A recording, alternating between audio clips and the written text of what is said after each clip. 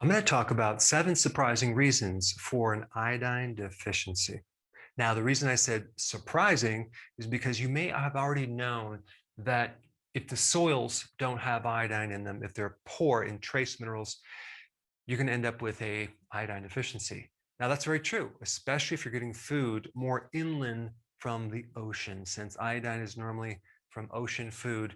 If you're buying food like in America from the Midwest, chances are it's not going to have iodine. Not to mention the farming methods where they're using just NPK. That's nitrogen, phosphorus, and potassium. They don't put the trace minerals back in the soil, unfortunately.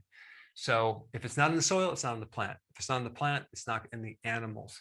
So poor soil is number one, and also dietary. You don't consume enough seafood, shellfish.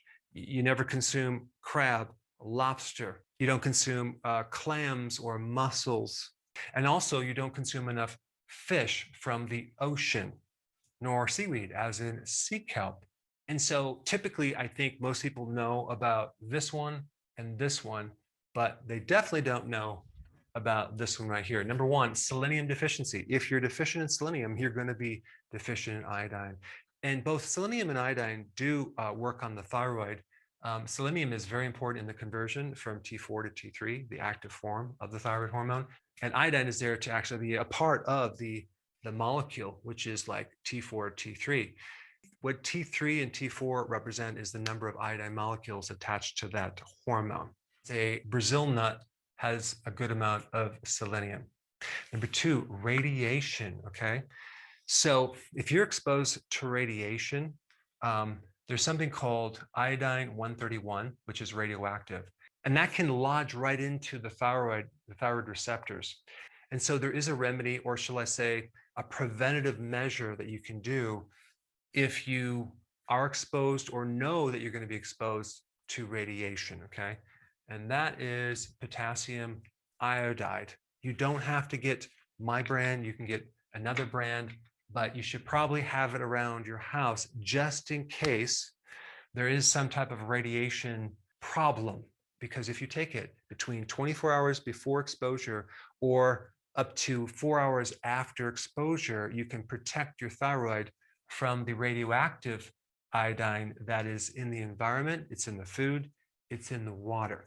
But I wouldn't recommend taking potassium iodide as a general supplement. And so you really only want to take it when you need it, so you can just store it away.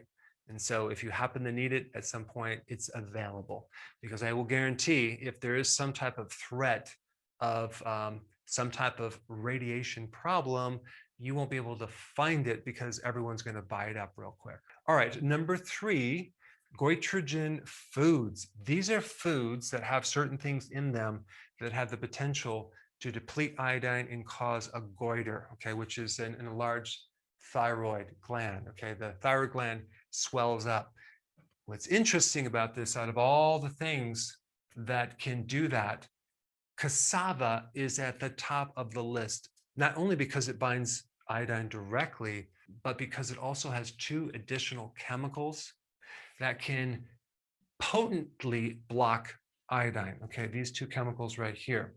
And unfortunately, there are certain populations, certain groups around the world that consume a lot of cassava. And even if you're getting enough from your diet, from seafood or fish, if you're consuming a lot of this, you can end up being deficient. In fact, it's like 1.88 billion people worldwide are deficient in iodine. All right, another set of foods would be soy, corn, and canola, okay? There's also large populations that are consuming soy, corn, and canola. In fact, probably the entire world is consuming soy and corn, not to mention being fed to the animals. And so if you're trying to get iodine from animals, if they're consuming a lot of this, it's going to be somewhat difficult because it's going to be deficient. Cruciferous vegetables, okay? Now, I have videos just on this one topic, and there are a lot of health benefits from taking cruciferous vegetables, okay? Cruciferous vegetables have a mild effect on binding iodine. It's not as strong as cassava, and it's definitely not as strong as these two. But also, when you steam or cook cruciferous vegetables, that will reduce this effect right here. Also, if you're consuming an adequate amount of iodine and you're also consuming cruciferous, it's not going to be the reason why you're deficient in iodine. You probably would only be deficient if you consumed large amounts of cruciferous with no seafood, no fish, no sea kelp, and also other foods that might have iodine. Now, just on that note, you might consume a lot of vegetables and fruits, right? Well, guess what? Vegetables and fruits are low in iodine, okay?